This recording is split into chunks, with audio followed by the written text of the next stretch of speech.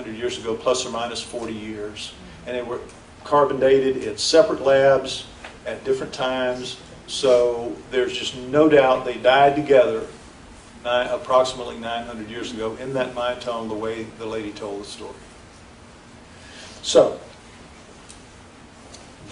when 900 years ago there were no shunts. Now, kids born with it, they can shunt it and they can live reasonably normal lives. But what it is it's like blowing air up in a balloon, really. It's uniform. The pressure is uniform.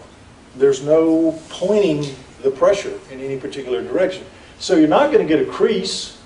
A moron can see this. I mean, a moron can see this. You're not going to get a crease, and you're going to get splits in the sutures from the pressure. And there are no splits in any of the sutures of the Star Child. Now, experts know this. They know this, and they'll still sit there and argue with me about it because they have to come up with something. And so they'll just rally in behind some stupid idea like this, and they just will not give it up, no matter what. All right, now, here's another point of interest. You see these veins, that's the brain pressing into the bone of the skull. Clearly no water, no fluid on this brain, and you see the Star Child has the same thing. Could have been fluid in the brain, obviously, but not on the brain. And that's the more common one. Okay, so progeria. Now, this is the latest fad among the skeptics and the experts. This is the one you'll read on Wikipedia. I've hammered them so hard on the cradle boarding and hydrocephaly. They've rallied behind this because it's so exotic and so weird. You've probably heard of it. When a kid is born with this, male or female, in the womb they start aging rapidly. And they'll generally die before the age of 10 or 12, like that, because they're aging at a very accelerated rate. So, but still they're human beings. They have human eyes in human eye sockets. They have brow ridges. They have noses. They have ears. They have a neck, a normally placed neck, but a much smaller face. And the heads do look swollen because the face is so down, and the bones do thin out. There's no question. So it has some of the things that the Star Child has, but it also has the roundness. It doesn't have the creases and do all that stuff. And more importantly, the bones, as they thin out, what happens to the bones of old people? They get brittle. They do thin out, but they get brittle and weak and they break. And that's what happens to these kids. They're very fragile. And so there's the Star Child with its bone 2 or 3 times as hard, and they're still trying to say it's progeria, just because they have to come up with something to explain it. They just can't acknowledge that they've got a real problem explaining this thing. All right, now here we have the front view x-ray. You saw the side view x-ray, and these are the eye sockets, and this is the frontal sinuses of a typical human. This is where they are and what they look like. And as you see in the Star Child eye sockets, there's not even a vestige of a frontal sinus. Now, that's extremely unusual. What do you think your sinuses are for? You think they're for something to do with cleaning the air that you breathe, or in some way protecting you from bacteria or germs or something like that? Not true. Not true at all. What your sinuses do is they allow you to talk, to resonate the way I am speaking to you now. It gives your voice resonance. Because if I had no sinuses at all, my voice would sound something like this. I would sound more like a robot or something like that, because there would be no resonance. Now, are you seeing a pattern here? Think about it a minute. You've got no resonance to speak. You've got a very small mouth, very small tongue, very small neck, very big brain. What does that suggest? Communication by telepathy. Does it not? It's got everything it needs to communicate telepathically. And yet it's got teeth and it eats because we can see that it did. So that kind of weighs against that, but it's just something to think about. All of that unique set of traits that it has. Because everybody says when they're taking you know, when they interact with grays in any way, it's always they communicate telepathically. Something to think about. All right, this is a CAT scan of the star child's head. And this, while not a human inner ear, this is the size of a human inner ear. And this is the size of the star child's inner ear, twice that size. And the people that have looked at this who know about it, they say, no idea. No idea. Maybe because it has that bigger head on that little bitty neck, you know, because that's a balancing mechanism. Maybe it needs a better balancing mechanism for that. Don't know. But it is unusual.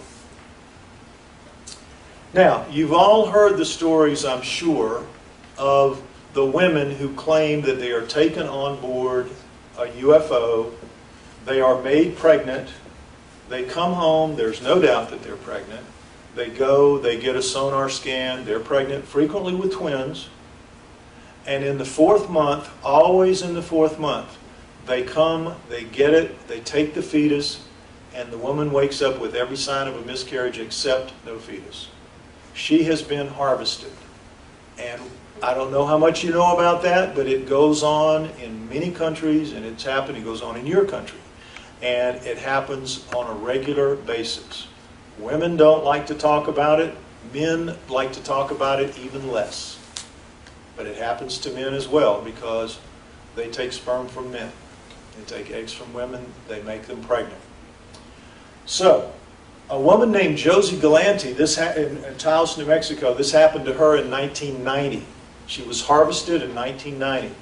And always, always, they will come back and get you when your hybrid child is somewhere between the age of 5 or 6 or 7 or 8, and there are even reports of them getting them at 10 and 12. But generally, it's when they're younger. So she was taken on board in 1995 to see her 5-year-old hybrid son. And she was told to spend time with it, play with it, get to know it, which she did. And she came to believe that it was her child, as they always do. Now understand, these women and these men, when these experiences are over, the aliens do what's called, they put a memory screen or a memory block on them. If you don't know about this, it makes you where you can't remember the experience at all or very clearly. You'll maybe have bad dreams, or you'll have nightmares, or you'll have visions, but you're not sure it actually happened. But all of us are different. And so some people come through that experience with a much clearer vision of it, maybe halfway. They're pretty sure it happened, but they're kind of shady on some of the details.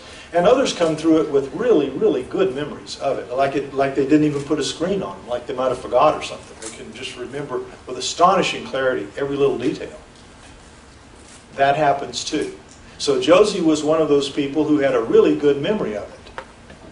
And so she was an artist, and she drew the son that she saw. And this is the frontal view of him. And this is just showing that these experiences of these women are so common that they are a stereotype now, and it's shown in films. And this little boy was just in a movie. They bulked his head up, and they gave him that scraggly blonde or scraggly dirty looking hair that all the women described, that the kids look bad, and their hair is so thin and unkempt, and it's clear that they're hybrid something. Their eyes are a little different. This kid's, of course, they couldn't do much for his eyes, but you get the idea. I'm not just making this up. It is a common thing that goes on out there, whether you're aware of it or not. Now, this is putting the profile shot, putting the skull up against it. Now, it's pretty remarkable that she did this in 95, and the Star Child didn't come out to public view till 99. Now, the ear is a little higher than it should be, so there's a couple things wrong with it. She's got a brow ridge and nose and all, but still, she got the neck pretty much right, and it just, has a good look to it. Now, another guy contacted me, and he said, in 78, the story about the lawyer? And I said, no, a lawyer had been taken on board, and he had a good memory of it as well. So he paid to have a sculptor work until he got what he believed were the grays that took him.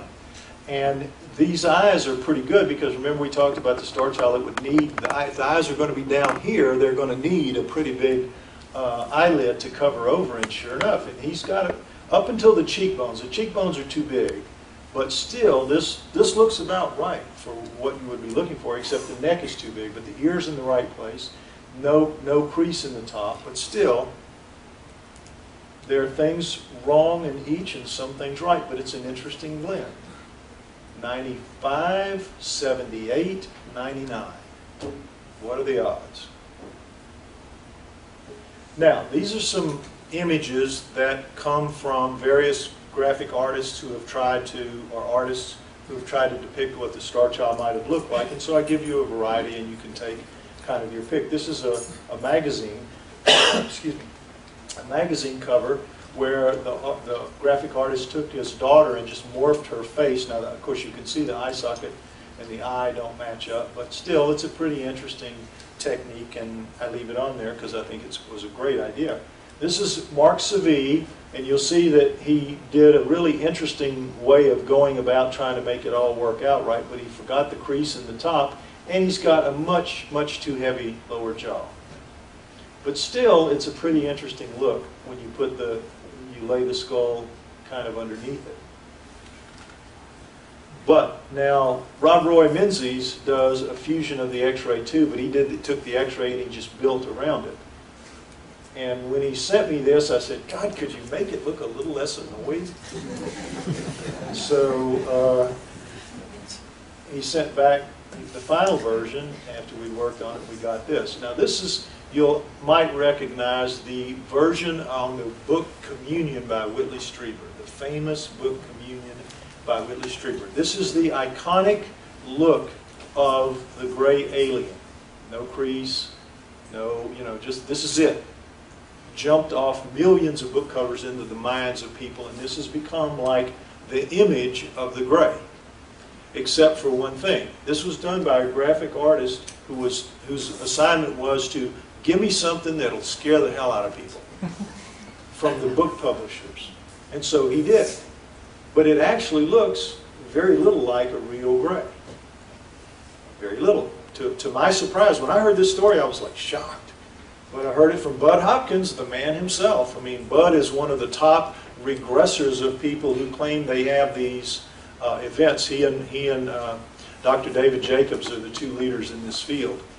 And so what Bud said is they use this as a litmus test with people that claim that they have had experiences with aliens. They know that most people think that that's the way they're supposed to look. So they'll put that image of that in front of them and say, is this what you saw? And if they say, yeah, look just like that, they know pretty quick that this is not somebody to take seriously. But if they put that image and they say, is this what you saw? And if they say, no, that really, they know that's supposed to be what they're supposed to say, but if they've got the courage to sit there and say, no, that isn't what I saw, then they know they're dealing with probably somebody who's telling the truth, because the truth of it is, this is much more. When Bud saw this, he said, oh, well, that's what they're supposed to look like. And this was before I knew that. So anyway, pretty interesting. Now, people always ask, well, have you ever had a forensic model done, a clay model, And finally, the History Channel, one of the television channels in the States, paid the money to have, I don't have the money to do anything, hardly. It's amazing I've gotten done as much as I have, but I certainly didn't ever have the money for that. But they did, to be part of a television show that featured the Star Child. So this is what he came up with, and if you look at the